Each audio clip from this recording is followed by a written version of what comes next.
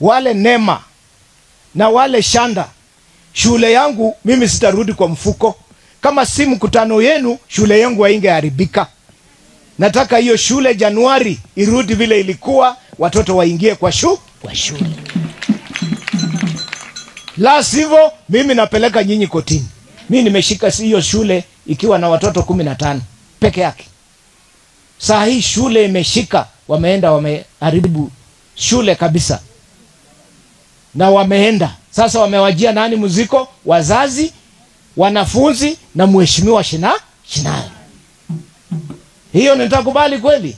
Siwezi endelea kubali mambo kama hayo ya watu. Serikali, mimi nataka kumuomba nikiwa hapa ya kwamba tafadhali watu wetu wale wamekosa, wale wahalifu wapelekwe kotini.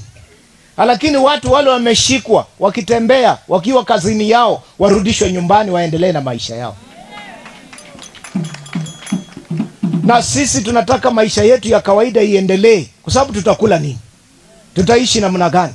Sisi tupewe nafasi ya kuongea na watu wetu. Kama kuna mahali ya makosa, tuwaambie hii ni makosa.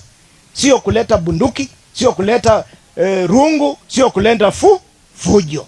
Watu wa Isulu Bushangala, hakuna mtu atamlazimisha kuhama, na hakuna mtu anahama saa hii, na mimi niko hapa kama kiongozi wenu, mimi naangalia. Mkutano hiyo sikuuzishwa. Hawa ndio wako hapa at Sino Miners. Kama walikuwa na mikutano yao wakapanga mkutano yao, ni yao. Na kutoka leo mimi nimewaambia hamutapanga hiyo mikutano na nisijue na nisihusishwe, kwa sababu watu wanaumia na watu wa Ikolomani. Na wakati mnapanga muniuzishi, mnasema sasa sisi tumekuwa watu fulani, sisi ni kikundi fulani. Yes, there is freedom of association.